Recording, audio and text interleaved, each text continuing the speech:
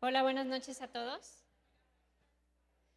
Bueno, les vamos a agradecer que vayan tomando sus lugares, que nos vayamos disponiendo, por favor, para empezar a prepararnos para la plática. Antes de empezar, voy a ir adelantando con algunas indicaciones muy prácticas. En caso de que hubiera alguna situación de contingencia por la cual tuviéramos que salir, la instrucción es salir por esta puerta hacia el patio central y ahí les daríamos instrucciones. Esperamos que no sea necesario, pero sí es importante que lo sepan. Entonces, la salida en caso de necesitar salir, en caso de emergencia, es de este lado hacia el patio. Bueno, pues vamos empezando. A nombre del equipo de orientación educativa del Instituto de Ciencias, de todos los psicólogos y psicólogas que acompañan a sus hijos, les doy la más cordial bienvenida a esta primera plática de familias en formación continua del ciclo 24-25. Y pues me da mucho gusto que en esta ocasión, y ya parece de manera tradicional, nos acompaña nuevamente Memo, el padre Memo Prieto, el rector de aquí del colegio, que pues a quien le agradezco muchísimo que haya aceptado la invitación para participar en esta primera plática, que es con la que arrancamos una serie de pláticas, de conferencias que hemos preparado para ustedes. También, antes de empezar, me permito recordarles que el proyecto de Familias en Formación está formado en este año por 6 pláticas. Todos los que somos papás del colegio estamos invitados y tenemos como requisito asistir a al menos una de esas pláticas. Me da mucho gusto también saber que muchos de nosotros, muchos de los papás se meten a todas las pláticas que hacemos y eso nos da muchísimo gusto, pero tenemos que asistir al menos una y de esa tenemos que hacer una tarea. La tarea se pone en el classroom de orientación educativa de sus hijos y esta tarea es obligatoria para los papás de la sección de primaria, secundaria y preparatoria. Los papás de secciones de preescolar y los papás de maternal todavía no les toca hacer tarea, ya les tocará en su momento. Esta tarea tiene un impacto en alguna de las materias que cursan sus hijos y esto se hace al final del ciclo escolar. Entonces es importante que lo tomen en cuenta. Si quisieran hacer la tarea correspondiente a esta plática, pues aprovechen mañana, yo creo que mañana ya va a estar en el classroom para que la puedan hacer. También antes de despedirnos, cuando termine la plática, les vamos a pedir que entren a un formulario para el cual vamos a poner un código QR y en este formulario van a poder evaluar la sesión de hoy y también nos va a servir para registrar su asistencia. Y entonces ya tendríamos los requisitos que pedimos, que es la asistencia a una plática y el contestar la tarea. Pues sin más por el momento y agradeciéndoles de nuevo su asistencia, les dejo con el padre Memo Prieto, que nos va hoy a platicar sobre cuando el esfuerzo no es suficiente. Pues, Memo, muchísimas gracias.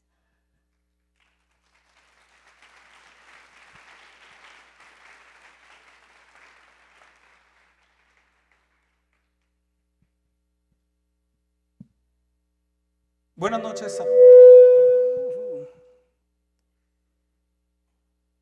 Buenas noches. No, sigue estando. ¿Me muevo?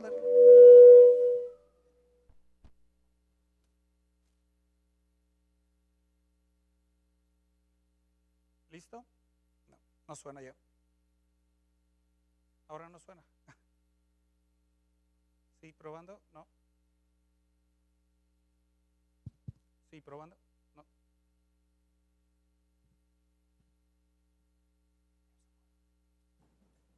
Un poquito más. Ahora sí, un poquito más para acá. Así, muy bien. Buenas noches a todas y a todos. Gracias por estar aquí. Gracias por estar a tiempo. La escuela para padres es importante, es muy importante para el Instituto de Ciencias. Yo les he dicho muchas veces de la importancia de estar en la misma sintonía el colegio y los papás, porque si no tocamos en sintonía, se hace ruido. Cuando dos instrumentos tocan al mismo tiempo, si no están en sintonía, lo único que hacen es ruido y confunden a sus hijas o a sus hijos. Y por eso la importancia de estar en este tipo de eventos, en esta formación continua para papás. Muchos de ustedes han escuchado la frase, sigue haciendo eco, que desgraciadamente los hijos no vienen con manual y que cada hija e hijo es diferente y que no es fácil.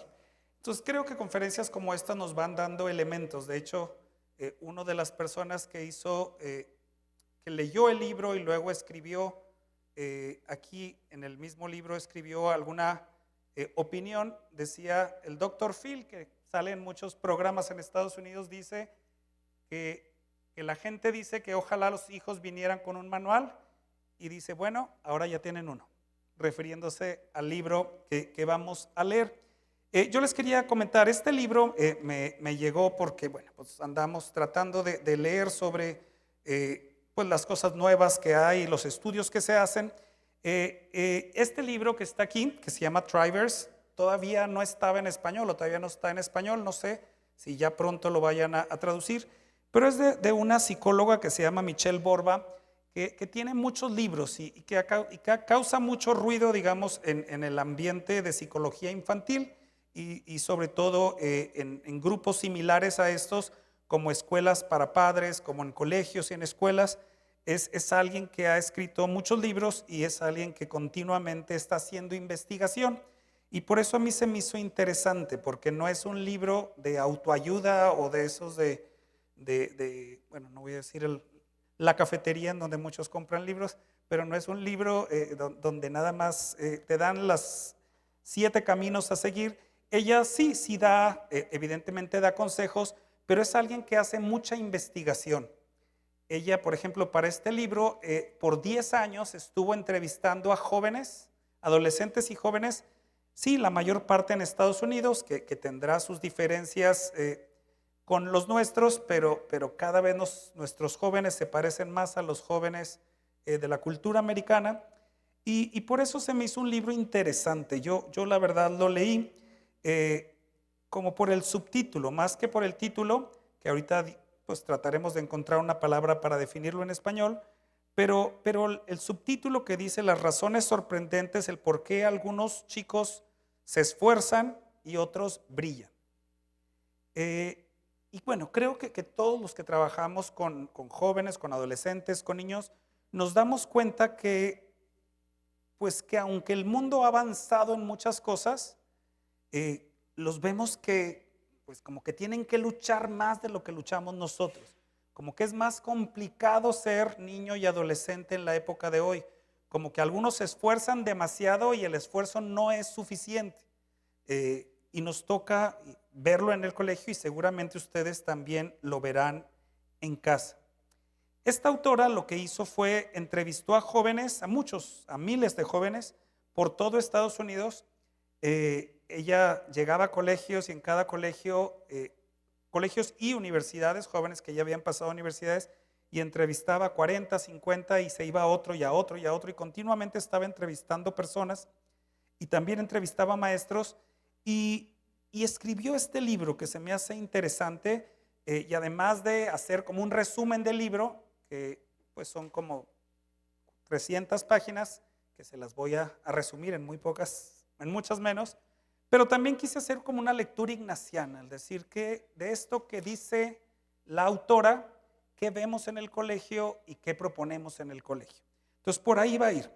Thrivers significa los que prosperan y está haciendo eco a otra palabra en inglés también que significa como los que se esfuerzan, los que le echan muchas ganas, pero los que le echan muchas ganas no necesariamente prosperan, florecen. Y se refiere a aquellos niños o jóvenes que a pesar de las dificultades y las adversidades, logran no solo sobrevivir, sino florecer y destacar. Me gusta como el concepto que ella tiene de éxito, porque para ella éxito no es necesariamente muy buenas calificaciones, sino para ella pues es que la persona sea feliz haciendo lo que hace, que no tenga ansiedades, que viva pleno. Digamos, el concepto de éxito para ella está relacionado con una vida plena, lo cual se me hace muy sano. Ella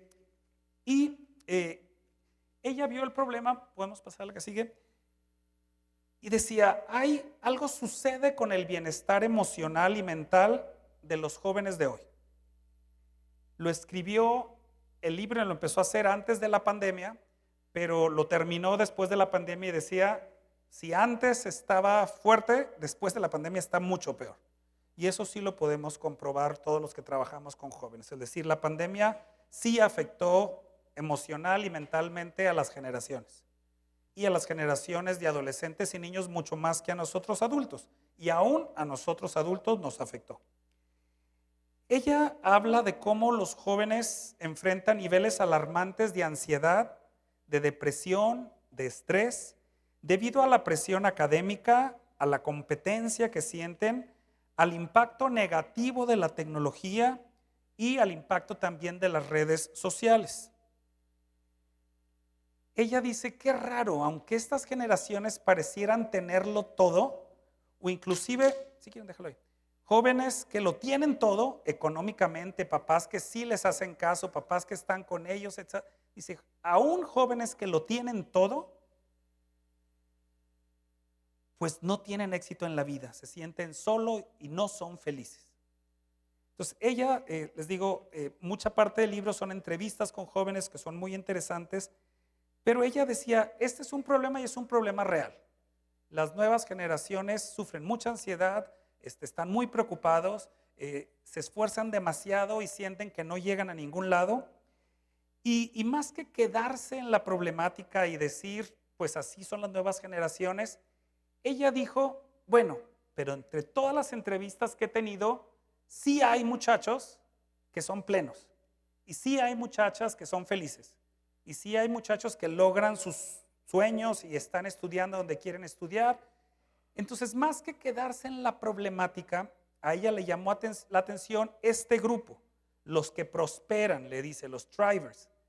Y entonces se puso a hacer un estudio sobre esos. En vez de estudiar a todos y estudiar el problema, dijo, bueno, voy a estudiar a los que no están sufriendo el problema.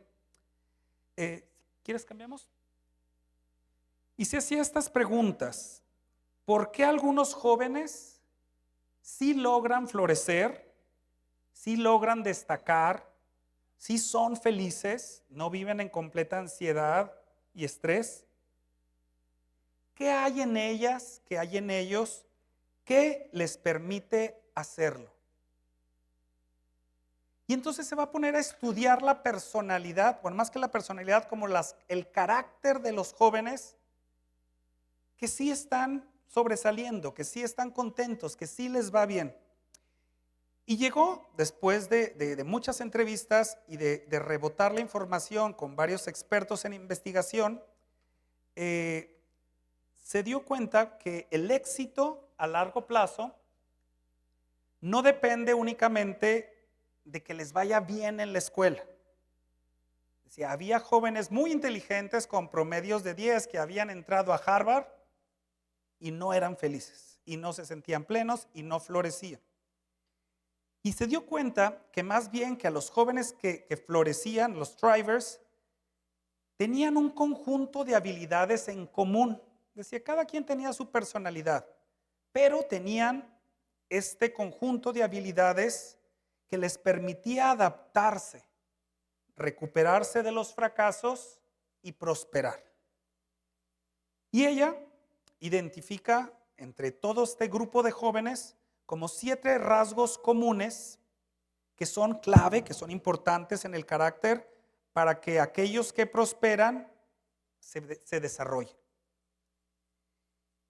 Y se va dando cuenta que no es cuestión de personalidad, sino son características de carácter que se pueden aprender y se pueden desarrollar. Es decir, no es que este niño nació más fuerte que el otro y por eso él es fuerte, sino que estaba más relacionado con características de los jóvenes, que son estas 7 que están aquí. No las enumero porque las iremos viendo una a una, pero estas características las tenían en común. Y decía, la mayoría de los jóvenes que prosperan tienen estas características muy desarrolladas. Y les digo, ella misma dice, podían ser jóvenes con promedio de 10 o algunos con promedio de 7, 8, pero prosperaban y eran felices y estaban en donde querían estar y no vivían en total estrés, ansiedad, preocupación, etcétera, etcétera. Entonces ella se puso después de estudiar a estos jóvenes y ver cuáles son estas características, como a tratar de definirlas, cómo veían estas características en los jóvenes, También ¿qué podemos hacer? Si ahorita no tengo alguna de estas características, si mi hijo o mi hija no la tiene, ¿cómo le puedo ayudar para que crezca y desarrolle esa característica? Yo sé que aquí hay papás de todas las secciones y algunos dirán, pues a lo mejor yo voy muy tarde porque mi hijo ya tiene 18 años, y unos dirán, pues mi hijo todavía está muy pequeño, pero la autora habla de hecho de todas las edades, e inclusive leyendo el libro les puedo decir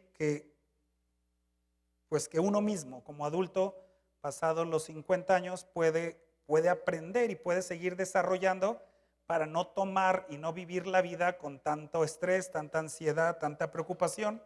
Pero evidentemente si lo hacen de jóvenes, pues van desarrollando esto y se les va haciendo algo natural. Lo que vamos a hacer, vamos a pasar, digamos, a cada una de las características, a cada una de estas 7 características, las vamos a definir, vamos a ver la importancia o por qué es importante, pero también vamos a ver cuáles son los obstáculos, porque a veces nosotros, papás, somos obstáculo para que mi hija o mi hijo no desarrolle cierta característica. A veces no son ustedes, pero a veces es la cultura en la que vivimos, a veces es el teléfono, las pantallas, a veces es diferentes cosas que vamos a ir viendo. Pero vamos a hablar de la primera, que le llama autoconciencia. ¿Qué es la autoconciencia? Y aquí nada más hay que tener cuidado, no es como, ¿cómo se llama que creerse a sí mismo? Autoestima, no es lo mismo que autoestima. Autoconciencia va más allá, dice, se define como la capacidad de reconocer, comprender las propias emociones.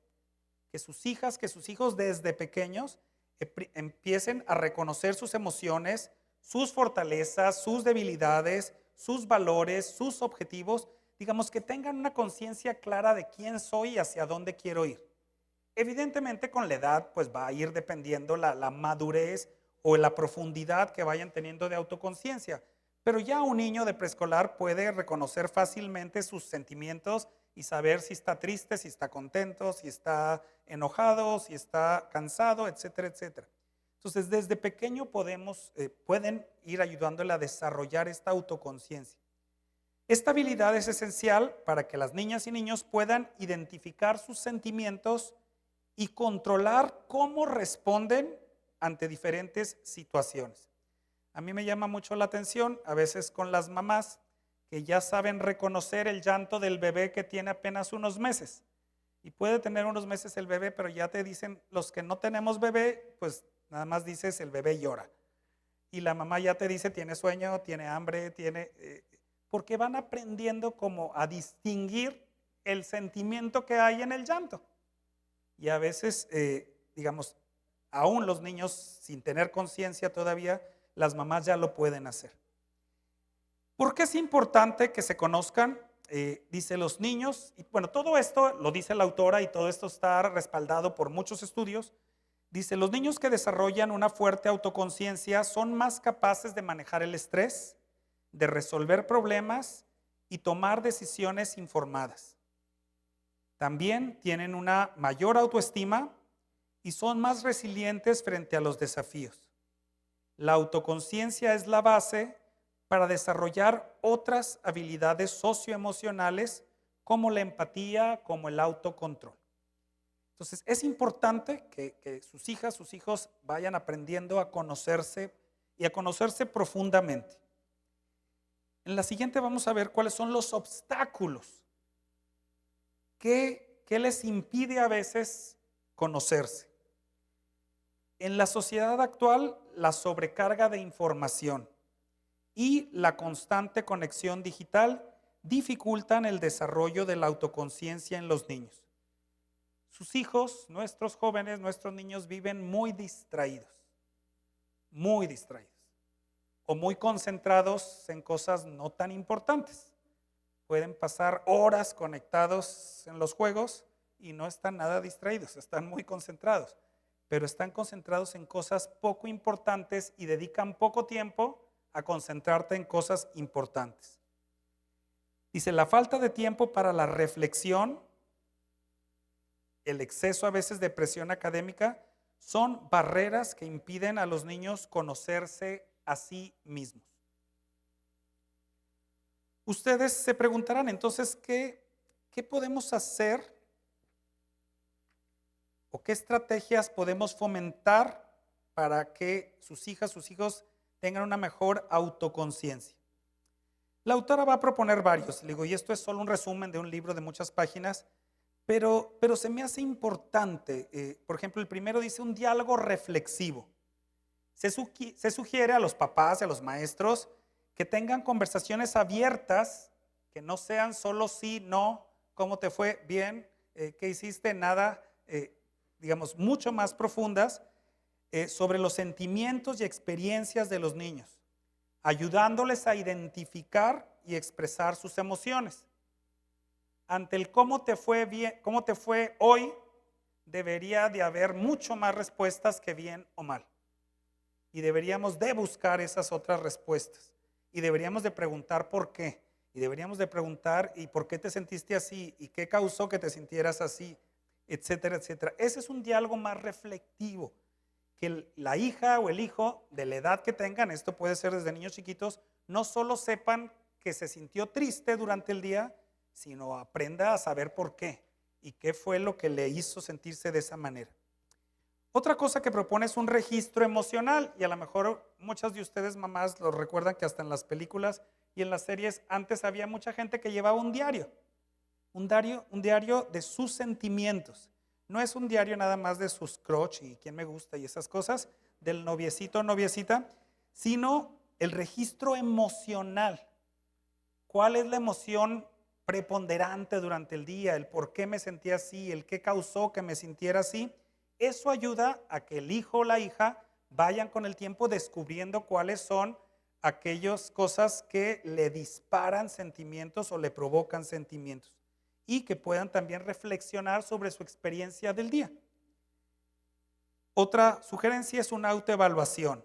Dice autoevaluaciones periódicas para que los hijos identifiquen cuáles son sus fortalezas, cuáles son sus debilidades, cuáles son sus áreas de mejora.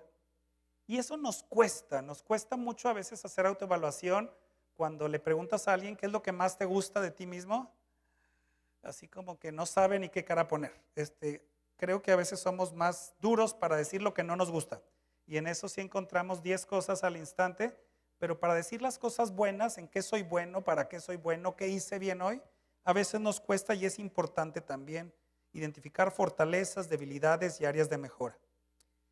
Y importantísimo va a ser en esta característica y en todas, y sobre todo cuando los niños son más pequeños, que nosotros modelemos la característica. Ustedes, mamás, papás, que los adultos deben modelar la autoconciencia compartiendo sus propios procesos de reflexión y su manejo emocional y que puedan también compartir fortalezas, debilidades, que ustedes también puedan decir cómo estuvo su día de trabajo sin tener que decir solamente bien o mal.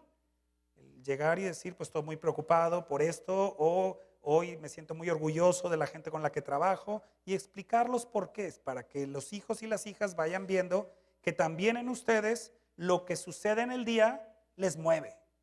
Lo sienten ustedes y lo demuestran a través de un sentimiento.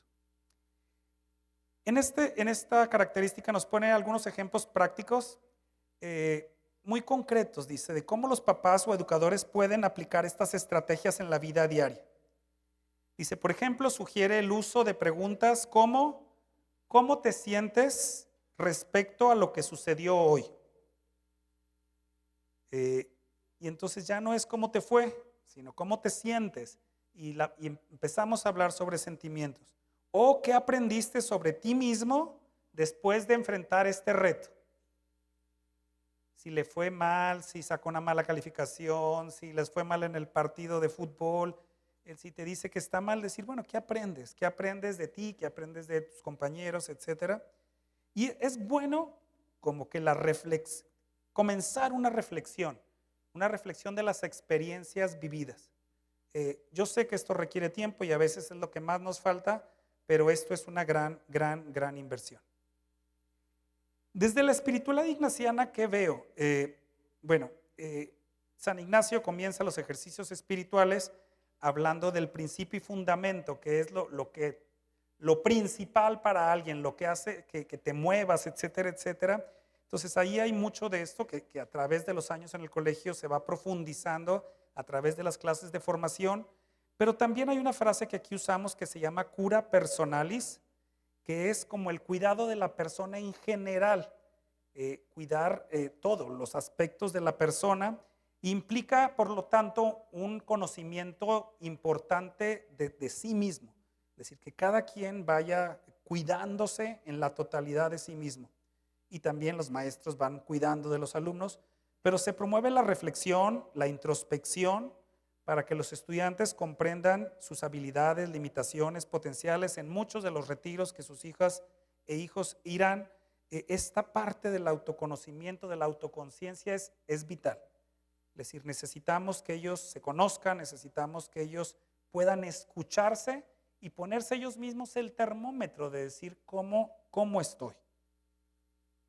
Esta es la característica de la autoconciencia. Después la autora va a decir otra que para la cultura americana es un shock.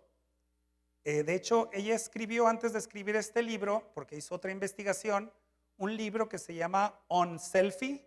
Así como la selfie es yo me tomo a mí mismo, on selfie es dejar de tomarte a ti mismo, como salir de ti. Y está relacionado con la empatía. Y les digo que es un golpe fuerte para la cultura americana, porque la cultura americana está muy basada en tú eres el centro del universo y en el yo, y en la competencia, y entonces los demás no son importantes. Ella se da cuenta que los jóvenes que son felices y están prosperando en la vida son jóvenes que saben salir de sí mismos y que ven y que sienten con el otro.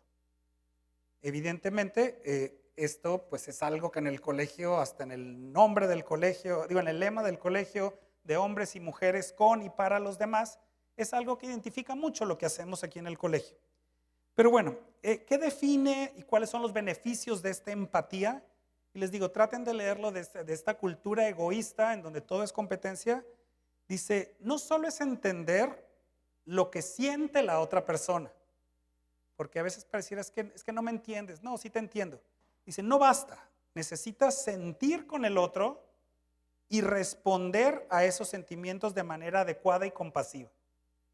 O sea, no basta con que se vuelvan psicólogos y decir, sí, yo entiendo que mi compañera está deprimida, sino que sientas el dolor con ella y que veas qué te toca hacer, que te ayudes a resolver desde lo que tú eres y lo que tú estás, que tus sentimientos respondan de manera adecuada y compasiva. Los niños empáticos tienden a ser mejores amigos, tienden a ser mejores compañeros de clase, tienden a ser líderes, ya que son más capaces de formar relaciones saludables y colaborar con otros. Para ser empático necesitas no solo conocer al otro, sino aceptarlo. Y aceptarlo tal cual es, con sus fortalezas y debilidades. Y aceptar a todos los que están alrededor de ti. La empatía se asocia con una mejor salud mental y bienestar emocional, ya que reduce la agresividad y fomenta la conducta prosocial. Es a veces hasta mágico lo que una alumna o alumno con necesidades especiales puede hacer en un salón. Este compañero o compañera que puede tener alguna discapacidad, si le pudiéramos llamar así, la verdad es que provocan que los compañeros crezcan en empatía, que aprendan a ver que algunos tienen algunas fortalezas, algunos tienen algunas debilidades, y que yo también tengo las mías, que a lo mejor no se notan tanto, etcétera, pero se van dando cuenta de eso y se van dando cuenta de la importancia que es poder estar con el otro, sentir con el otro y tratar de responder a esos sentimientos. ¿Cuáles pueden ser obstáculos para la empatía? El aumento de tiempo en las pantallas. Yo creo que es algo que ustedes, en el colegio lo hemos limitado y no se permite, pero apenas se permite, o sea, apenas suena la salida y como si fuera una droga, corren y sacan el teléfono. Es decir, entonces en los lugares en donde no están prohibidos, como en muchas de sus casas, pues me imagino que será lo de todo el día. Yo también tengo sobrinos y los veo y hemos tenido que poner a veces reglas de en dónde se puede, en dónde no se puede, cuándo se puede, cuándo no se puede. Y estoy seguro, pero sí, este perderse en las pantallas te desconecta del otro. La presión a veces por el éxito académico te hace ser demasiado competitivo, que quieres ver a todos como competencia y como rivales en vez de como compañeros. La falta de contacto cara a cara está disminuyendo la capacidad de los niños para desarrollar empatía. Yo creo que la mayoría de ustedes todavía fueron niñas y niños que jugaron en la calle, que salías del colegio, hacías tu tarea y te salías. Y era todo el día estar en contacto con otro y todo el día estar también adecuándote y aprendiendo a ser resiliente, porque te pasaban muchas cosas. No siempre eras bien recibido y tenías que aprender cómo le hago.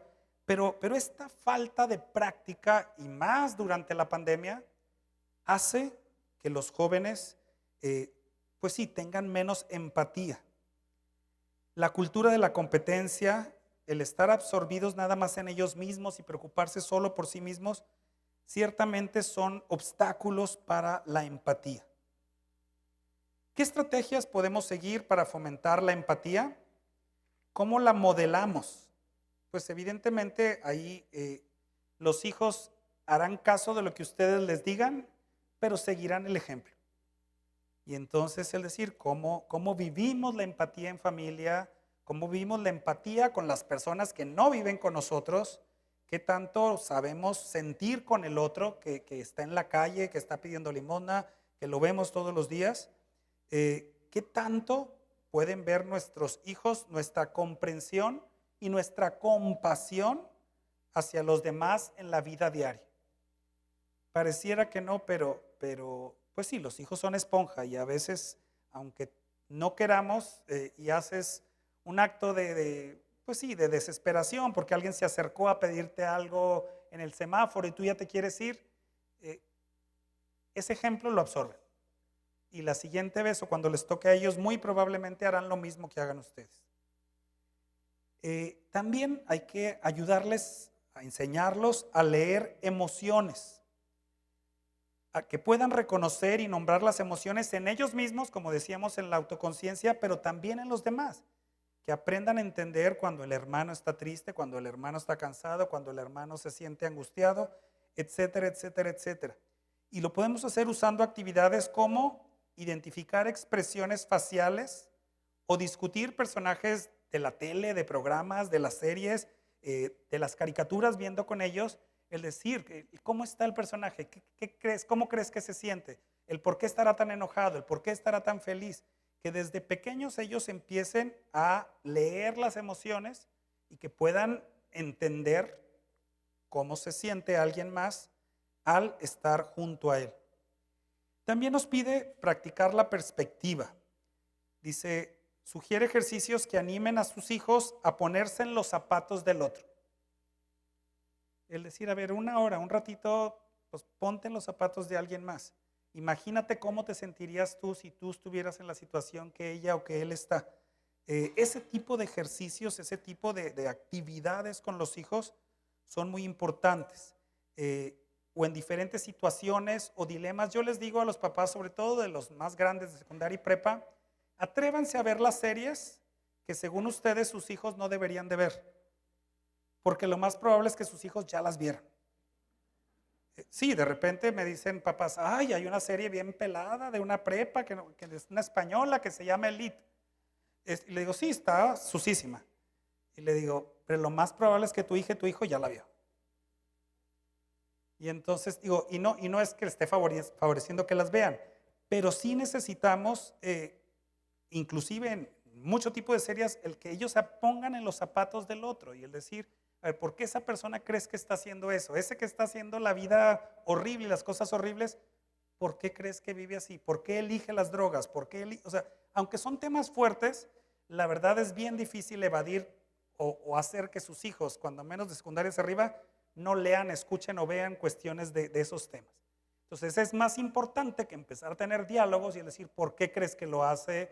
O qué estará pasando ahí, o por qué este programa mostrará estas cosas que no tienen nada que ver con nuestros valores familiares. No sé, Digo, no los estoy invitando a que vean la serie porque está fea esa, pero bueno, hay muchas otras. Inclusive hay una serie muy fuerte sobre el suicidio que se llama 13 razones, que luego la tuvieron que hacer pues como didáctica y poner manuales de seguimiento para que los jóvenes cuando veían la serie después tuvieran una cantidad de reflexiones para que recibieran el mensaje adecuadamente y no fueran a buscar luego esa salida. Entonces muchas veces las películas, las series, las caricaturas mismas nos pueden servir para decir, a ver, ponte en los zapatos de esta persona, ¿por qué actúa así? ¿Por qué responde así? Sea para bien o sea para mal.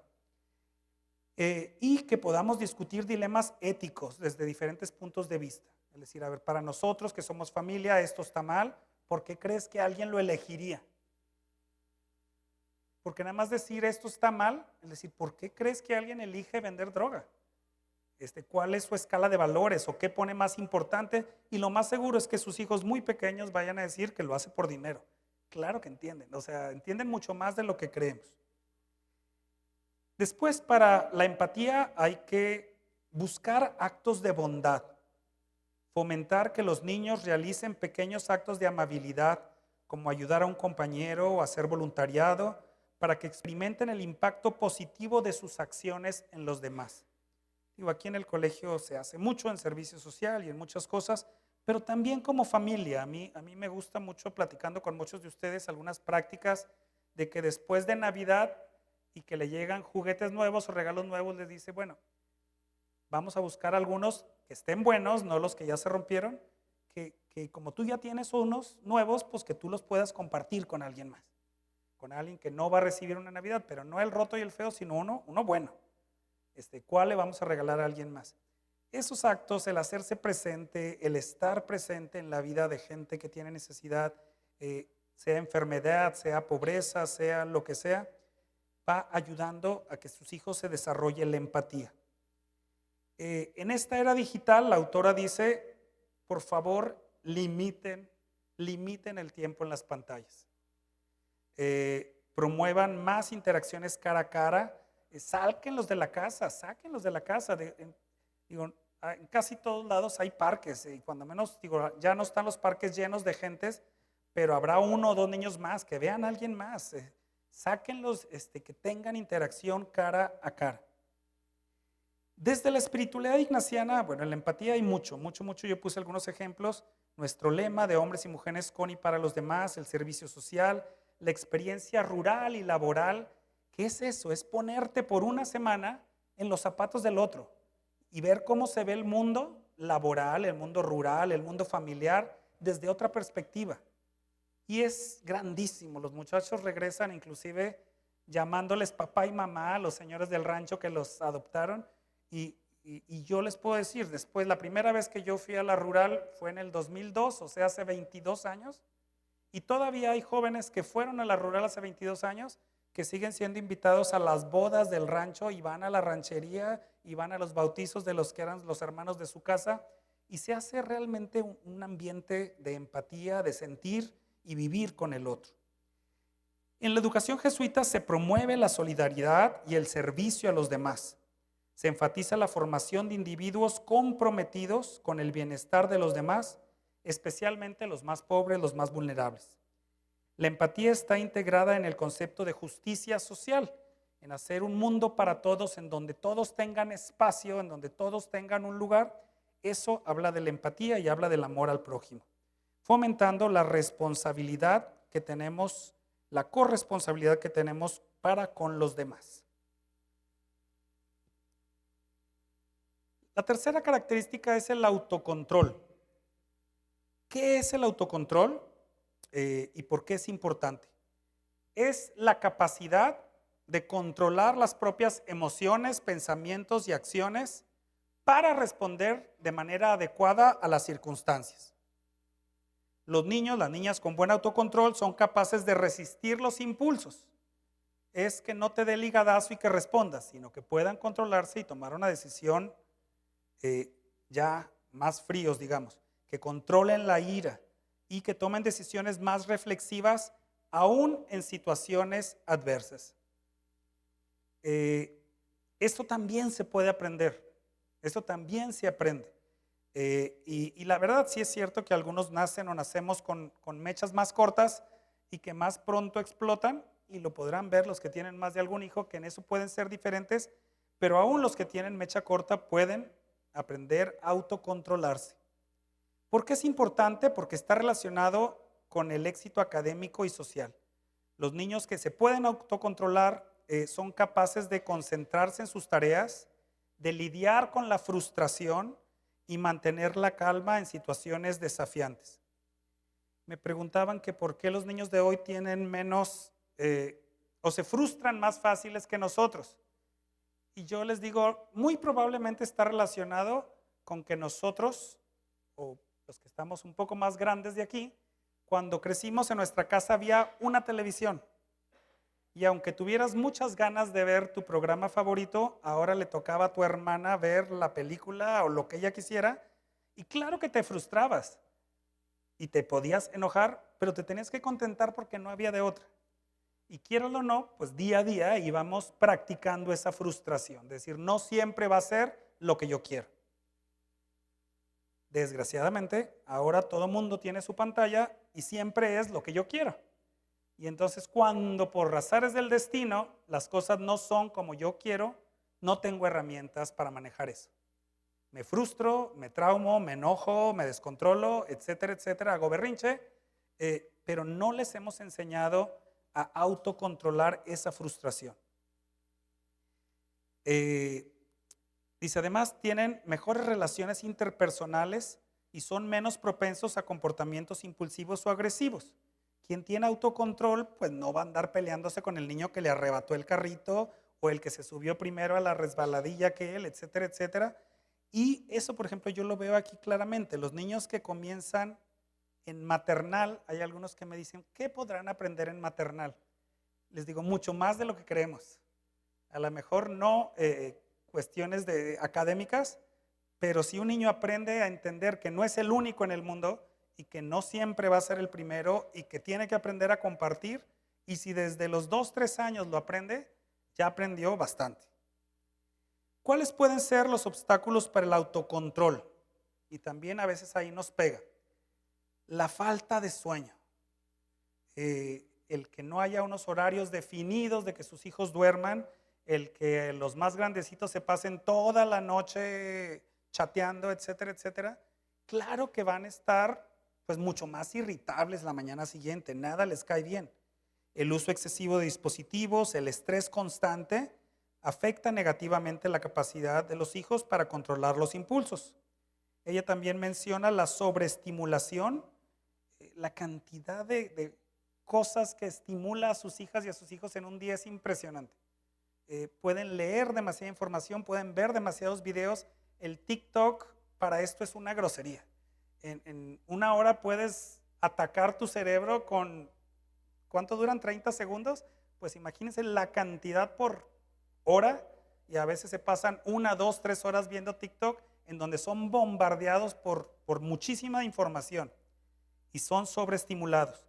La falta de tener una rutina, el no saber qué sigue, el no saber de qué es hora a hora, es decir, ahora toca hacer tarea, ahora ya toca llegar a la casa, ahora toca descansar, ahora toca platicar. O sea, el no tener un horario definido también es un obstáculo para el autocontrol. Ambientes muy laxos, sin límites, pues hay libros ya famosos de los hijos tiranos que controlan a los papás por esa misma causa. ¿Qué podemos hacer para ayudar al autocontrol? Técnicas de respiración y relajación. Aquel famoso cuenta hasta 10 de los anuncios de la tele tenía su razón de ser y servía si alguna vez lo utilizaron, pero el respirar y relajarte nos ayuda antes de explotar. Enseñar a los niños técnicas de respiración y relajación para calmarse en momentos de mucho estrés. Una amiga que tenía un hijo que se encendía fácilmente, tenía en su casa una banquita y unos cojines y le llamaba como el rincón del silencio. Y entonces cuando el niño se aceleraba, lo mandaba no castigado, sino decir, necesitas relajación. Vete al rinconcito a relajarte, a respirar, y luego vienes y ya seguimos platicando, y se me hacía muy interesante. Establecer metas y recompensas. Ayudar a los hijos a establecer metas alcanzables y reconocer sus logros, reforzando su capacidad para perseverar y resistir distracciones. En la medida que les vayamos poniendo metas y recompensas, ellos también van a poder autocontrolar la frustración si son metas alcanzables. Cuidado, papás, que porque se lesionaron la rodilla no llegaron a ser jugadores profesionales, en poner la presión a su niño de 4 o 5 años de que él sí iba a jugar en el Real Madrid o que él sí iba a ir al Barcelona. Cuidado, porque luego son metas, se vale soñar, pero vamos poniéndole metas alcanzables, es decir, que metas un gol en tu equipo en la semana de hoy pudiera ser una meta alcanzable, pero no ponerle presiones de jugar en el Barcelona a los 16 años. Mindfulness o atención plena, fomentar prácticas de que se pongan atención a sí mismo, a concentrarse en su presente, en su aquí y en su ahora, a ser más conscientes de sus pensamientos y emociones. Y ven que muchas de estas están relacionadas con las otras, y es porque todas las características están de alguna forma interrelacionadas. Para el autocontrol también es necesario que los adultos sean modelo de autocontrol. ¿Cómo gestiono yo como papá, mamá mis emociones? Aunque venga muy cansado, aunque esté muy estresado por el trabajo, porque si no, pues sí, es decir, perdóname mi hijo, te voy a regañar, hoy te pegué porque venía muy enojado por el trabajo. Pues, ¿qué le estás diciendo? Que cuando él esté muy enojado por la escuela va a llegar y va a pegar. No hay excusa, ahí sí hay que tratar de ser modelos de autocontrol, aprender a gestionar nuestras emociones y nuestros comportamientos, sobre todo en situaciones difíciles. Desde la espiritualidad ignaciana hay muchas cosas que se hacen también aquí, empezando por la pausa ignaciana. Hay círculos de resolución de conflictos en donde los mismos compañeros del salón les van diciendo, pues tú a veces te pones muy enojón o no escuchas a los demás, que hay retroalimentación de los demás en donde les ayudan a aprender de sí mismos para que puedan autocontrolarse. Asambleas de paz, la oración contemplativa también que desde chiquitos llevan. ¿Qué es esto? El poder hacer silencio interior, de no dejar que el ruido de afuera los haga explotar. La disciplina es un valor clave y el autocontrol está relacionado con la disciplina, no solo en términos académicos, sino también en la vida personal. La autodisciplina acompañada de reflexión diaria, por ejemplo, como la pausa ignaciana, que no sé si todos la conozcan, pero es un momento que tienen aquí en el colegio en donde revisan el día, todo el día anterior, y dan gracias por lo vivido y ven qué cosas pudieron hacer mejor y ven a quién pudieron haber afectado con su comportamiento y qué podrían hacer para mejorar. Digamos, es un examen desde la gratitud de poder estar vivos y decir cómo doy gracias. Y todos los alumnos del colegio y maestros y personal lo hacemos todos los días. La autodisciplina ayuda a los estudiantes a mantener el control sobre sus emociones y acciones, alineándose con los principios del autocontrol. Esto es la característica de autocontrol. Hay otra característica que también a la cultura americana le cayó muy pesada. Y a veces aquí también a la mexicana, en donde a veces decimos que el que no tranza no avanza, que para que te vaya bien le tiene que ir a otros mal. Pues ella se dio cuenta que en los jóvenes que les iba bien, tenían un sentido de integridad muy alta. Integridad definido como la capacidad de actuar de acuerdo a tus valores y tus principios, incluso cuando es difícil o cuando nadie te está revisando, viendo o mirando. Es hacer lo correcto no porque sea fácil o conveniente, sino porque es lo correcto. ¿Por qué es importante la integridad? Fomenta la confianza en uno mismo y en las relaciones con los demás. Los niños que desarrollan este rasgo son más capaces de resistir la presión de grupo, enfrentar la adversidad y tomar decisiones éticas. También te ayuda a construir una reputación de honestidad y confiabilidad. Quien es íntegro te vuelves confiable para tus compañeros, para tus compañeras, y eso es algo que mucha gente busca, alguien que sea confiable. ¿Cómo podemos desarrollar la integridad? Debe ser cultivada conscientemente a través de la enseñanza y el ejemplo. Los niños aprenden observando el comportamiento de los adultos y recibiendo orientación sobre lo que es correcto e incorrecto. A veces personas no creyentes me preguntan que por qué o que para qué o por qué es importante la religión.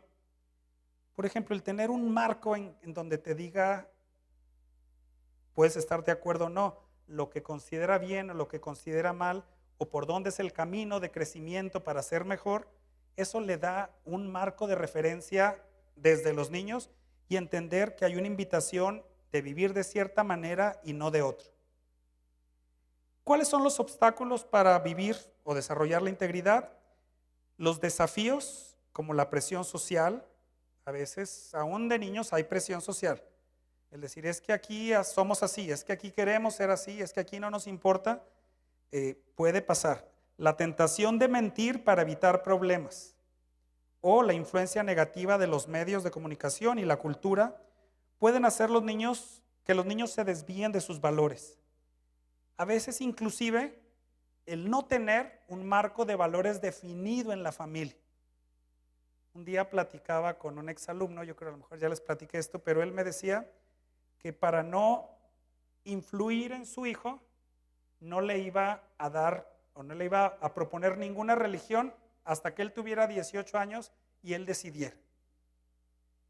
Y yo le dije, entonces tampoco le vas a decir que le vaya al Atlas, porque el papá le va al Atlas.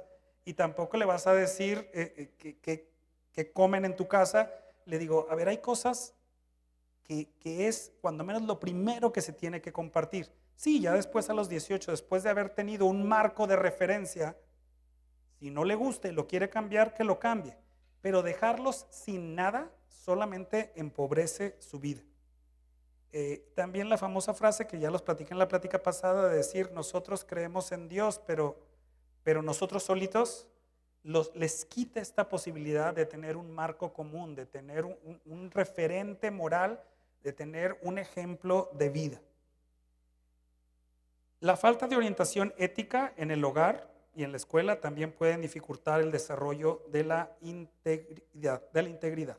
Esto nos dice la autora. Entonces, es importante que haya orientación ética, en qué creemos, qué no creemos, cuáles son los valores principales para esta familia, cuáles son los valores de tu escuela, cómo los vives.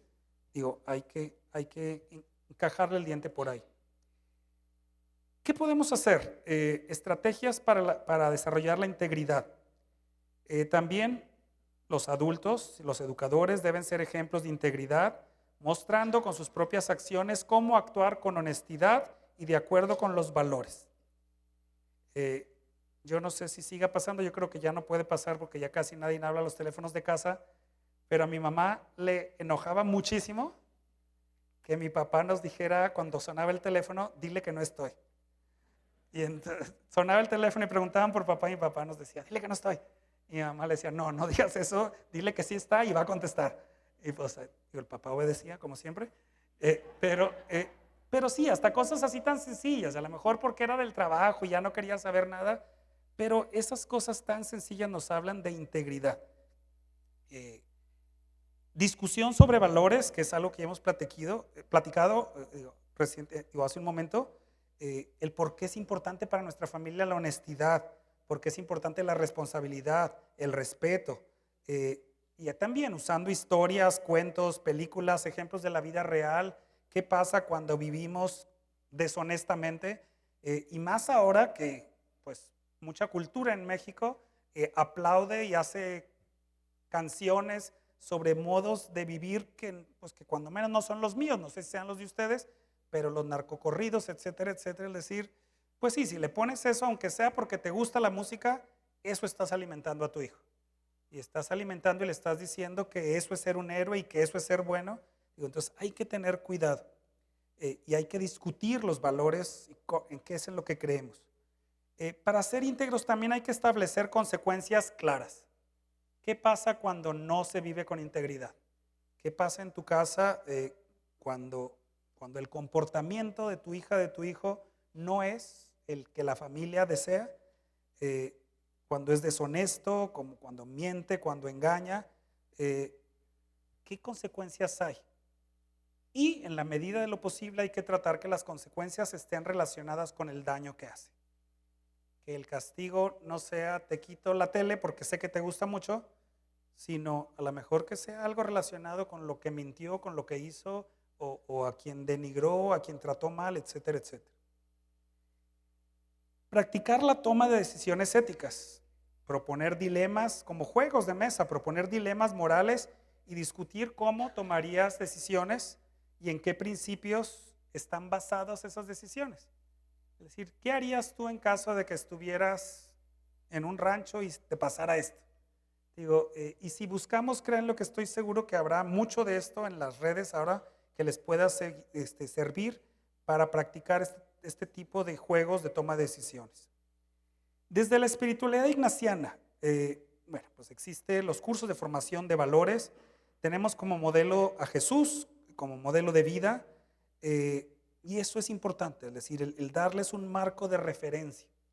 También, pues consecuencias claras cuando no se vive de acuerdo al manual de convivencia. A veces las mamás nos dicen, ay, si nomás fue una vez, ¿y para qué lo regaña? ¿Y para qué le da su reporte? Para que entiendan desde chiquitos que aunque sea una vez y aunque sea chiquito, cuando no se vive de acuerdo a lo que teníamos que vivir, tiene que haber una consecuencia. Siempre tiene que haber una consecuencia, siempre tenemos que ayudarles a entender que lo que va en contra de la integridad, pues es algo que no queremos que vivan en su vida. Los valores jesuitas promueven una vida basada en la verdad y el respeto por la justicia. El alumnado es formado para actuar con integridad en todas las áreas de su vida, buscando siempre el bien mayor, no solo el bien personal, fieles a sus principios morales y éticos. Una vez una mamá judía que metió a su hijo en el colegio me decía que, pues que cómo le podía yo asegurar que no íbamos a hacer que su hijo se hiciera cristiano. Y le digo, pues yo espero que tu hijo se haga buen judío, o sea, espero que sea pues fiel a los valores que viven en su casa. Es decir, porque los valores que compartimos aquí en el colegio, les digo, son valores universales y entonces no le voy a pedir que vaya a misa los domingos porque ustedes no hacen eso. Digo, pero lo que le enseñemos esperemos que le ayude a ser mejor judío. Entonces sí tratar de entender que es importante tener un marco de referencia, cada uno el de su familia, y también preguntarse si el marco de referencia de valores del colegio están en sintonía con los valores de la familia. Están en la página del colegio, están por muchos lados cuáles son los valores que promueve el colegio, y si no, pregúntenle a sus coordinadores o directores y ténganlos, y pregúntense si quieren que sus hijos sean formados en eso. Porque si yo les voy a educar a sus hijos de una manera que ustedes no quieren, pues hay muchas otras opciones académicas que les pueden formar quizá en los valores que sean importantes para ustedes. Otra característica importante que la doctora Michelle vio es la curiosidad. Es esta motivación interna que lleva a los niños, a las niñas a explorar su entorno, a constantemente hacerse preguntas y buscar respuestas. Vuelvo a lo mismo, los que crecimos en la calle, en el monte, pues todo el día estabas encontrándote cosas y tratabas de entender qué animalito era eso, qué pasaba, etcétera, etcétera. Nos ayudaba mucho a ser curiosos y a buscar qué preguntas hacer y qué respuestas. Es una habilidad esencial para el aprendizaje profundo, ya que fomenta el pensamiento crítico y la creatividad. Los niños curiosos tienden a ser más adaptables y abiertos al cambio, características importantes en un mundo en constante evolución. ¿Qué beneficios tiene ser curioso? Suelen ser más motivados y persistentes, ya que su interés genuino en aprender les ayuda a superar obstáculos y desafíos. La curiosidad pues los mueve y se asocia también con una mejor capacidad para resolver problemas, ya que estos niños están dispuestos a explorar múltiples soluciones y aprender de los errores. ¿Qué puede ser un obstáculo para la curiosidad? Estar enfocado solo en el rendimiento académico basado en calificaciones. Quien no está preocupado por aprender, sino por sacar 10. Y a veces les decíamos, en mi tierra, no sé si aquí también, macheteros, que se aprendían todo de memoria y les duraba pues lo que te dura la memoria. Un día guardado en el cerebro y al día siguiente ya no se acordaban de nada y no habían aprendido nada. Es decir, tenemos que tener cuidado con eso, el creer que el sacar un 10 es lo importante, solamente sacar 10 es lo importante, se está perdiendo de esta curiosidad que te lleva a preguntarte, a buscar, a ir más allá de lo que el maestro te enseña. Ahora sí, a usar las redes, no las redes, sino el internet para investigar más sobre el tema, para buscar cosas que la clase no llegó. Digamos, esa curiosidad ayuda a aprender. El uso excesivo de la tecnología y el tiempo frente a las pantallas también reducen el tiempo dedicado a la exploración y a la interacción directa con el entorno.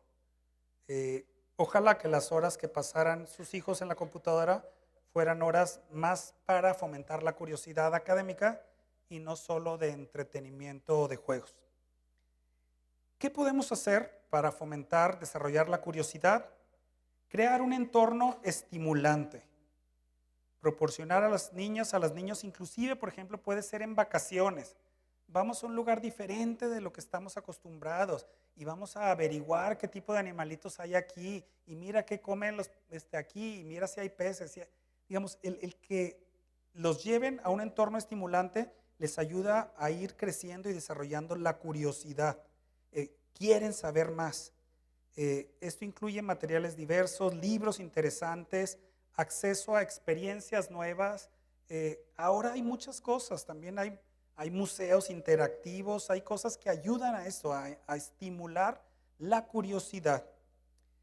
También ayuda a fomentar el planteamiento de preguntas, animar a los hijos a hacer preguntas y no contestar rápidamente. Se sugiere que los adultos respondan con preguntas adicionales para profundizar el pensamiento del niño, como, bueno, eso te dijeron, pero ¿qué crees tú? Eso dice el libro, pero ¿tú qué has visto? O eso dice el libro, pero aquí sucede diferente en Guadalajara. ¿Cómo has visto que sucede aquí con nosotros? ¿Por qué crees que sucede esto? Etcétera, etcétera. También ayuda el aprendizaje basado en proyectos, que es algo que hacemos mucho en el colegio, el encargarle un proyecto en donde su hija, su hijo tengan que investigar, buscar, curiosear, ayuda a ir desarrollando esta curiosidad. Y volvemos a lo mismo, que los adultos seamos modelos, que mostremos nuestra propia curiosidad, que los hijos entiendan de que nunca lo sabemos todo, de que siempre podemos aprender, de que siempre hay algo nuevo, inclusive que podemos aprender de ellos aunque sean muy pequeños. Desde la educación, aquí en el colegio, pues existen muchas experiencias de educación fuera del aula, aprendizaje basado en proyectos. Se busca mucho la innovación, la creatividad. Los departamentos, por ejemplo, de arte son enormes y eso les ayuda también a ir desarrollando esta curiosidad. La educación jesuita se centra en la curiosidad intelectual, instando a los estudiantes a buscar la verdad en todas las áreas del conocimiento y desarrollar un amor por el aprendizaje. Hay una frase que luego se escucha aquí en el colegio que es magis, que es un concepto jesuita que significa dar lo máximo, buscar la excelencia, ir más allá, y eso está muy relacionado con esta curiosidad de no quedarte, de no conformarte, sino ir más allá de los límites establecidos, explorar y cuestionar con curiosidad intelectual y moral. Otro de las características, la penúltima, es la perseverancia. Esta capacidad de mantener el esfuerzo y la motivación para alcanzar objetivos a largo plazo, a pesar de los contratiempos, a la fatiga o a la frustración. Es la combinación de pasión y perseverancia lo que ayuda a llegar a la consecución de las metas. No sé si aquí, pero la autora en una parte decía, más que la inteligencia, lo que hace que las personas realmente sean felices es la perseverancia. El que no se canse, que si a la primera no pudo y a la segunda tampoco, pero que siga luchando hasta que pueda. Y esto es algo que vemos, o yo podría decir que creo que está muy debilitada en las generaciones. Si a la primera no pueden, muchos niños ya se salen y ya, no quiero volver a jugar fútbol, no quiero, o sea, si no fue una experiencia positiva el primer entrenamiento, ya no quiero saber nada de eso. Y pruebo otro, y pruebo otro, y pruebo otro, y la verdad no es que sean malos para el deporte, es que esperaban demasiado del primer encuentro. Entonces, sí, el decir, y como papás a veces, pues sí decirle a mi hijo, hoy fue la primera vez y no fue bueno, no te voy a sacar, vamos a seguir. Ya si después de 20, 30, 40 veces que no, vemos que realmente no eres para el fútbol, ya veremos, pero denle más de una. Y es algo también de la época de buscar todo inmediatamente. Bueno, los vemos hasta en cosas importantes como el matrimonio. Es decir, muchas personas en la primera pelea se divorcian. En la primera. Personas, me ha tocado ver parejas que a los 2, 3 meses de casados ya están divorciadas. Es decir, ¿por qué? Porque no hay perseverancia, porque no, yo no estoy para andar sufriendo eso.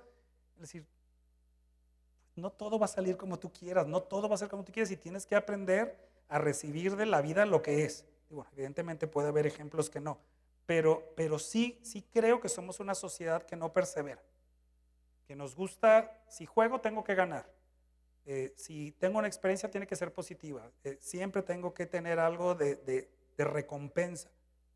Y bueno, necesitamos ayudarles a crecer en esto, es decir, muchas veces, y bueno, luego hay teorías y los psicólogos sabrán más, porque por ejemplo me ha pasado muchas veces que dicen, bueno, vamos a jugar un juego pero que nadie gane, porque luego los niños van a llorar y entonces que no, porque los vas a traumar. Había un colegio aquí en Guadalajara que estaba prohibido regañar a los alumnos porque se iban a traumar. Y estaba prohibido tener exámenes porque si les iba mal, se iban a sentir perdedores, etcétera, etcétera. Y claro que el colegio académicamente estaba pésimo. Pero además de hacerles daño académico por estar pésimo, les hacía un daño al no entender que el perder, el que no te vaya bien, el que no salgan las cosas como tú quieras, es lo más normal del mundo y tienes que aprender y tienes que perseverar. Dice, la perseverancia es un predictor más fuerte del éxito que el talento o la inteligencia, es lo que les decía. Esta doctora dice, quien es muy perseverante es más seguro que le vaya bien al que es muy talentoso o muy inteligente. Entonces creo que es un buen tip de alguien que sabe mucho. Dice, los niños que perseveran son capaces de recuperarse de los fracasos, aprender de sus errores y continuar trabajando a sus objetivos. La perseverancia también fomenta la resiliencia emocional, que aguantemos los trancazos de la vida. Y eso es algo que a veces nos cuesta decir, ay, pobrecito mi niño, no, ¿cómo va a sufrir? No le pasa nada, todos sufrimos a veces y a veces perdemos y a veces es bueno que aprendan pues a recibir golpes de la vida y les ayuda a ser más fuertes y a poder enfrentar la vida. Porque pueden ver la vida, pueden ver los desafíos como oportunidades para aprender y para mejorar. ¿Cuáles son los obstáculos para la perseverancia? Dice, el miedo al fracaso. Asustar a veces tanto a los niños de que van a ser unos perdedores o losers o como quieran, la sobreprotección de los papás. Y esto, créanme que en el colegio lo vemos y lo vivimos mucho. No tengan miedo de dejar a sus hijos que a veces se den con pared. Literalmente no, metafóricamente lo digo. O sea, pero que a veces pierdan, que a veces no les vaya bien, que a veces su trabajo no sea el mejor y no tengas que estar tu mamá haciendo la maqueta hasta las 5 de la mañana porque quieres la mejor maqueta del niño. Decir, no, a lo mejor si el niño hizo eso, pues eso, y si saca un 6, se sacó un 6. Y entenderá que cuando no le echa muchas ganas, se sacará un 6. Pero ¿para qué quieres un 10 que es tuyo y no un 6 de tu hijo? No te sirve de nada. Entonces, cuidado con sobreproteger a los hijos. Y aquí les vuelvo a pedir lo mismo que les pedí los primeros días de clase. Mayor confianza en los que están educando a los hijos junto con ustedes. A veces pareciera que la maestra de tu hijo es tu enemiga y estás buscando cualquier cosa para decir que es una enojona y regañona y hace esto y hace el otro. Es decir, podrá tener muchas cosas, pero está ahí para ayudar a tu hija o a tu hijo y créanme que no es como ves tú la realidad. Esa es tu perspectiva, pero a veces sobreprotegemos tanto a los hijos que lo único que hacemos es que le quitamos esa experiencia de aprender a manejar el fracaso. Y quien nunca ha aprendido a manejar el fracaso va a vivir angustiado y estresado toda la vida. Necesitan aprender a decir, ahora perdí, ahora no me fue bien, ahora reprobé. Los que reprueben, pero de nada les sirve una calificación alta hecha por ustedes. La cultura actual tampoco ayuda porque prioriza los resultados rápidos y la gratificación instantánea. Puede ser que sí, estuviste toda la tarde haciendo algo y no, ni modo, no salió bien, no te salió, no te fue bien, ni modo, pues te vas a dormir y no pasa nada, es decir, mañana intentarás de nuevo. Pero el exigir a las experiencias que todas sean gratificantes es solo debilitar a sus hijos. ¿Qué podemos hacer para ayudar a desarrollar la perseverancia? Establecer metas realistas y desafiantes. Eso ayuda a los niños a establecer metas específicas, alcanzables, pero que los reten. Les enseña a esforzarse y a experimentar la satisfacción de lograr objetivos difíciles. Y se vale decir, ahora vamos a poner una prueba más difícil. Y no pasa nada si hoy no lo haces. Vamos a tener toda la semana para que lo logres. Es decir, no decir lo tienes que hacer bien a la primera, sino decir, trata las veces que quieras. Vamos a ver si en toda la semana y a la semana ya vemos si pudiste o no. Pero evidentemente también que sean alcanzables, no ponerle cosas que sean imposibles. Alabar el esfuerzo y no solo el resultado. Ahí sí bien, si perdió, si no le fue bien, decir, bueno, no ganaste, perdiste. Pero mira, le echaste ganas, mira, esto lo hiciste bien, trataste, le intentaste, te veo con buen humor, etcétera, etcétera. O sea, sí hay que alabar el esfuerzo y la dedicación en vez de decirle, no lo lograste, no lo lograste, no lo lograste. Esto les hace y les ayuda a entender que el proceso, el intentarlo es tan importante como el lograr el resultado. Ayuda a fomentar también la mentalidad de crecimiento, enseñar a sus hijos que sus habilidades pueden mejorar con esfuerzo y práctica y que les ayuda esto a enfrentar desafíos con optimismo y determinación. Usar frase como aún no lo has logrado, no como uy, no lo hiciste o no puedes, sino decir aún no lo has logrado en vez de no puedes hacerlo. Enseñar estrategias de superación, proporcionar a sus hijos herramientas para enfrentar la frustración. ¿Qué herramientas pueden ser? Pues ayudarle a planear, a lo mejor te faltó planeación, ayudarles a buscar formas diferentes de resolver problemas, que se regulen emocionalmente. Todo eso les ayuda a mantenerse y a ser perseverantes. La perseverancia y la resiliencia están muy relacionadas. La resiliencia es el poder aguantar los golpes de la vida. Dice, los niños que perseveran son más capaces de recuperarse de los fracasos y aprenden de los fracasos. Y es importante permitir que los niños se enfrenten a los desafíos y fracasos por sí mismos para que desarrollen estas habilidades. También podemos jugar con ejemplos y casos prácticos, presentar historias de niños y adultos que han mostrado una perseverancia extraordinaria frente a la adversidad.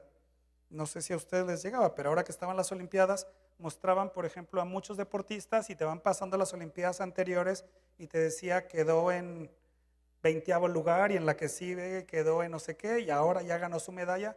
Bueno, esas historias le ayudan a entender a los niños que todo es esto, es una etapa y que puede y que tarda y que si no perseveran, si él se hubiera rendido a la primera Olimpiada, pues nunca hubiera ganado una medalla.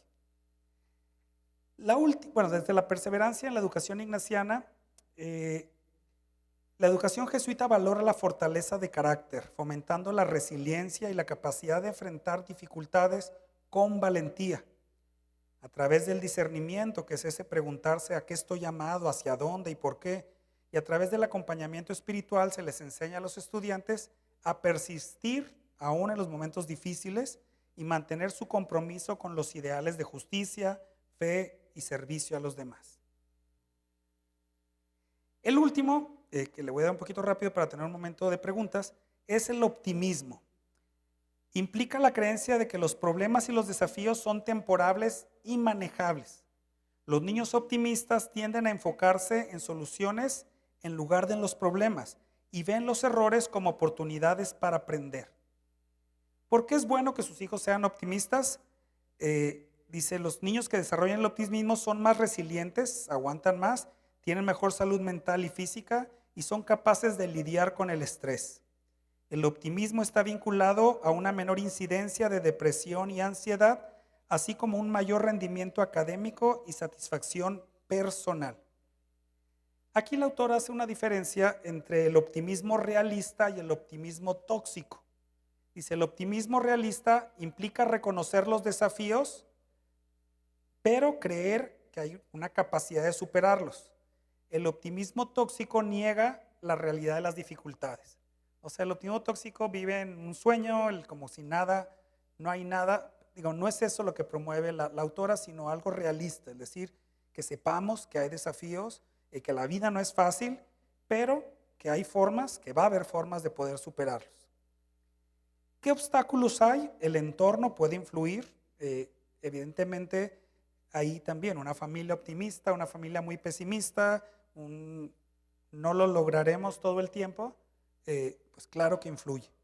La crítica constante, el pesimismo de los adultos, el estrés crónico son factores que dificultan que alguien sea optimista. La autora también señala que los mensajes negativos de los medios y la presión académica pueden contribuir a una visión pesimista. ¿Qué podemos hacer para fomentar el optimismo? Primero, modelar un lenguaje optimista.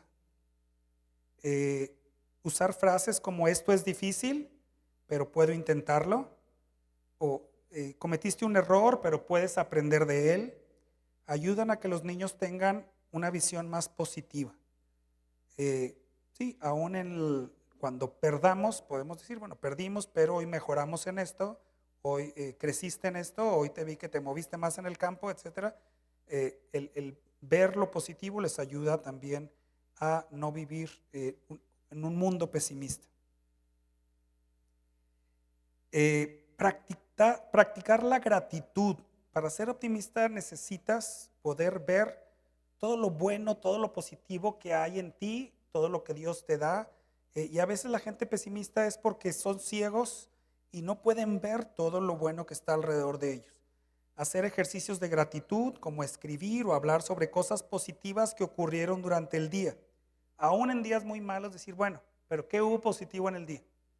Y a lo mejor vas a decir, bueno, solo los 5 minutos que pasé con mis hijos, bueno, ya hay algo positivo en el día. Aprender a ver lo positivo practicando la gratitud.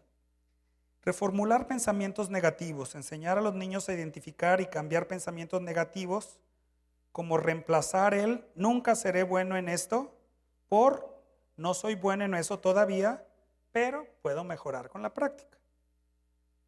Y a veces esas reformulaciones, esas pues y frases positivas que podemos dar marcan mucho más a los hijos de lo que pensamos. Y fomentar el humor y la diversión. El humor y las actividades lúdicas ayudan a que los niños pues se alivien del estrés, de las ansiedades y ver las situaciones desde una perspectiva más positiva. Aún en los momentos negativos, pues buscar el cómo pues alegrarnos o alegrar o aprender de eso. Desde la espiritualidad ignaciana, la educación jesuita, el optimismo está íntimamente relacionada con la esperanza cristiana. Los estudiantes son alentados a ver el mundo con fe en el futuro y una confianza que si servimos y nos esforzamos todos, podemos construir un mundo mejor. Y eso es optimismo, es decir, el pecado no tiene la última palabra, el mal no tiene la última palabra, sino juntos podemos hacer la diferencia. Creo que es algo que se comparte mucho en el colegio.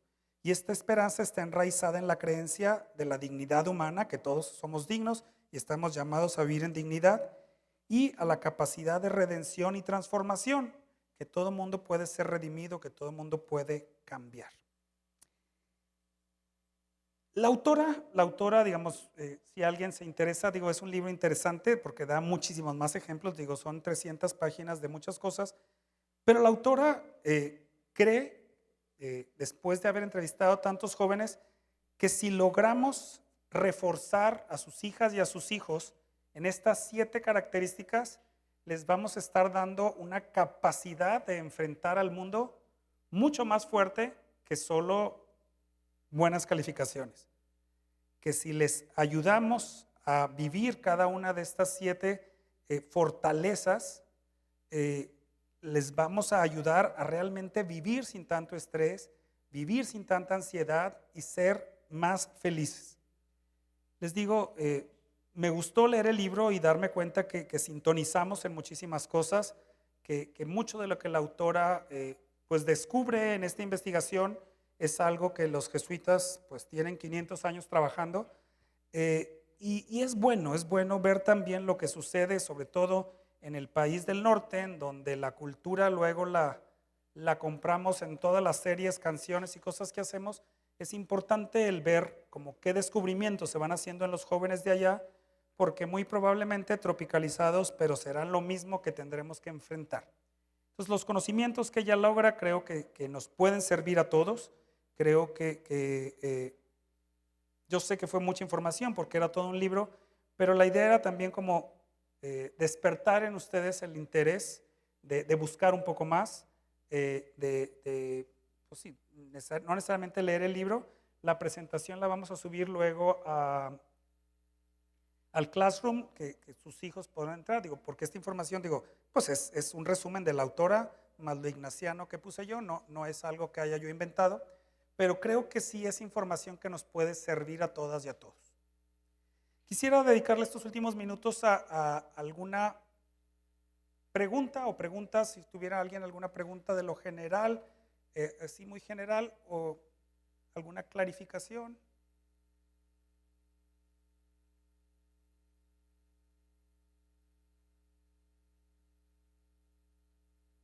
¿O quedó todo muy claro? ¿O nada quedó claro? Les digo, sí, como el objetivo es tener elementos para estar en una escuela de padres. Es decir, ¿cómo podemos ser mejores papás? Y espero que esta lectura de la conferencia, ustedes no leyeron el libro, pero sí les traiga preguntas y sí les traiga, decir, a ver, ¿qué característica? A lo mejor no puedo las 7 ahorita, pero ¿cuál quisiera potenciar más? O a lo mejor una por mes y decir, este va a ser el mes de el autoconocimiento. ¿Sí? ¿Cómo ir buscando formas creativas de darle la oportunidad a sus hijos de estar fuertes en estas características? Buenas noches. Buenas noches. Me gustó bastante el tema de la plática. Creo que lo que me gustaría aportar como comunidad es que nos hace falta fomentar entre nosotros los papás espacios de reflexión, ¿no? Precisamente una de las características de las que se hablaba en el libro era este autoconocimiento y reflexión. Creo que generar espacios para compartir las experiencias que tenemos de repente los papás, entre pues las experiencias que tenemos en educar a nuestros hijos, en acompañarlos, sería algo que podríamos generar entre nosotros. Teniendo ese espacio, creo que podríamos compartir mucho de lo que se da aquí. Yo veo muchísimos retos en el día a día. Afortunadamente tengo el espacio de tiempo para poder acompañar a mi hija, y sí veo que varias de las cosas que se generan aquí, pues las sigo con mi hija, pero hay un límite, y ese es cuando toco el borde de la comunidad. Todavía veo que nos hace falta integración. Ojalá pudiéramos generar esos espacios para precisamente poder abordar este tipo de temáticas. Se agradece y estamos totalmente de acuerdo. Pídanos, digo, nosotros aquí estamos, pídanos a través de las representantes de grupo. Luego también sucede que hacemos cosas y luego no vienen, pero mira, somos un colegio tan grande que a lo mejor no conseguimos que vengan 100, pero a lo mejor un grupito de 10 gentes que quieran compartir te enriquece enorme. Entonces es una buena, digo, les voy a pedir al equipo de psicólogos que lo tome como un reto, es decir, cómo pudiéramos formar un grupo que a lo mejor en vez de venir a escuchar una conferencia, se juntaran a decir, mis retos como papá son estos, y mesa redonda, y vamos viendo qué aprendemos de los otros, porque así se aprende mucho. Entonces algo encontraremos. Padre, entonces hay que dejar que se caiga el niño y estar ahí para darle ánimos para que se levante, ¿verdad? Depende a dónde se va a caer. Depende de la caída, claro. Sí, porque luego van a decir, el padre dijo que dejárame que el niño se cayera al río y no sabe nadar. No, pero no tener miedo de que tengan fracasos. Es decir, fracasos todos tuvimos, una rasguñadita. Digo, yo no sé, digo, igual, yo me acuerdo de mi abuela, era, ay, cuidado, el niño va para el calentador. No, déjalo que se acerque. O sea, lo peor que le puede pasar es una ampollita, pero ya no se vuelve a acercar nunca jamás. Entonces, si solo es una ampollita, déjalo. Si se va a chamuscar todo el cuerpo, pues no.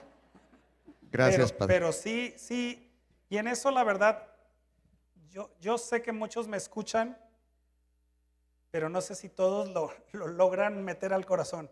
No sean sobreprotectores con los chavos. Estamos haciendo una generación, a ver, yo que he trabajado 20 y tantos años con chavos, son generaciones mucho más débiles y no es por culpa de ellos, es por culpa de nosotros, los que estamos aquí. Entonces, el decir, sí necesitamos que hacerlos más fuertes, con carácter más fuerte, que se levanten, que si se caen se levanten y digan, pues le voy a volver a intentar. Que no en la primera caída vayas tú corriendo y le resuelvas y le llores y le sobes. Es decir, sí, y no me refiero a las caídas físicas, me refiero a los problemas. Les voy a platicar algo en un minuto. Apenas vimos las listas de salones de dónde quedaban los niños. 400 mamás,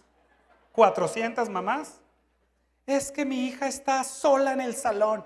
Digo, no está sola, hay 35 alumnos o hay 30 alumnos, pero es que su mejor amiga, y yo sé que lo hacen con buena intención, pero eso no ayuda ni tantito. El decir, no le tocó con su mejor amiga en el salón, no pasa nada, hará otros amigos, crecerá, eso no. Es que yo sé que lo hacen porque los quieren mucho, pero caemos en una sobreprotección, y si sus hijos están en preparatoria, déjenlos resolver las cosas. A mí me da mucha pena porque luego platico con los alumnos que viene la mamá a querer regañar al maestro porque le puso mucha tarea. Y dices, ¿qué estás haciendo tú aquí, mamá, en el colegio? O sea, ¿cuándo va a crecer el muchacho? O sea, si realmente es mucha tarea, que él tenga la valentía de decir, maestra, es mucha tarea. Pero que la mamá venga y que pobrecito mi niño, es decir, no. Y les digo porque fui rector de una universidad y me tocaba que aún en la universidad iban papás, se los juro, y para ese tipo de cosas, y les decía, y así se los digo, que no te vuelva a ver tu hijo aquí hasta el día de la graduación, que no te vuelva a ver en la universidad. Digo, qué vergüenza que vengas a quejarte que si la maestra, que si pasa lista, que si no pasa lista. Es decir, y eso, si lo hacen con universitarios, es porque desde chiquitos no le enseñaron a decir, ni modo, mija, ese grupo te tocó, ese grupo vas a estar y vas a aprender. Y qué padre, porque ahora en el recreo vas a jugar con tus amigas y acá vas a hacer más nuevas. Es decir, por algo los cambiamos, no les cambiamos de salón y los mezclamos para hacerle la vida imposible. Lo hacemos para que aprendan a tener diferentes amistades, para que aprendan a socializar con otros. Pero bueno, de veras, 400 papás hablaron para pedir que su hija estuviera con alguien más. ¿Alguien más? ¿Sí? Sí, gracias, buenas noches. Una pregunta, ¿cómo podemos ahora en la actualidad tratar a nuestros hijos de una forma o poner en práctica estas circunstancias ahorita precisamente en la adolescencia en que se encuentren, que son empáticos y que a la hora de que uno les pregunta precisamente ¿cómo te fue? Bien. Oye, ¿qué te pasó? Nada. ¿Todo bien? O sea, son muy concretos, o sea, bueno, Sí, no concretos, no, sino. digo, a ver, bueno, tenemos 900 adolescentes allí en el colegio, entonces, te entiendo perfectamente, pero no te dejas, o sea, no te quedes con eso. El de cómo te fue bien, ¿qué significa bien? ¿Por qué estuvo bien? ¿Cuándo está mal? Pues sí, y lo vas a estar, digamos, preguntando y preguntando, que la siguiente vez te va a decir más que solo bien. Entonces, sí, yo sé que no es fácil y los adolescentes tienen sus momentos. Agarren sus buenos momentos. El adolescente también, muy independiente que quiera ser, va a haber un momento en que se va a acostar a la mamá para que le haga piojito. Es decir, aprovecha esos momentos, aprovecha los momentos que está más disponible, que está más dispuesta, más dispuesto, que está más sensible para hacer esas preguntas. Digo, también hay momentos en que dices, a ver, si lo único que estoy haciendo es irritarte, decirle, a ver, veo que ahorita no es el momento, pero te voy a volver a preguntar. Dime cuando andes de buenas para preguntarte. Bien, entonces creo que no rendirse, perseverar nosotros también como adultos. Bueno, agradezco mucho su atención, agradezco mucho su interés. Vamos a poner aquí un ratito, van a poner el código QR para que evalúen y también de esa forma pasarán la lista de quienes vinieron. Entonces todos, si están muy lejos, acérquense, pero asegúrense de enviarlo porque es como se pasa la lista también de quién estuvo aquí. Damos.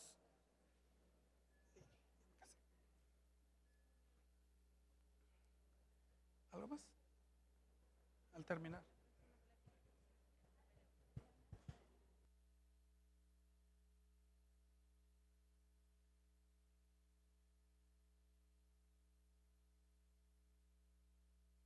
La próxima conferencia es el 9 de octubre y se llama Positivarte, que va a hablar de cosas positivas. Le regresamos, por favor.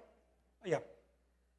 Entonces, 9 de octubre hay otra conferencia, les llegará información, pero creo que van a encontrar algo ligado también en esto, en esta parte del optimismo y de ser positivos.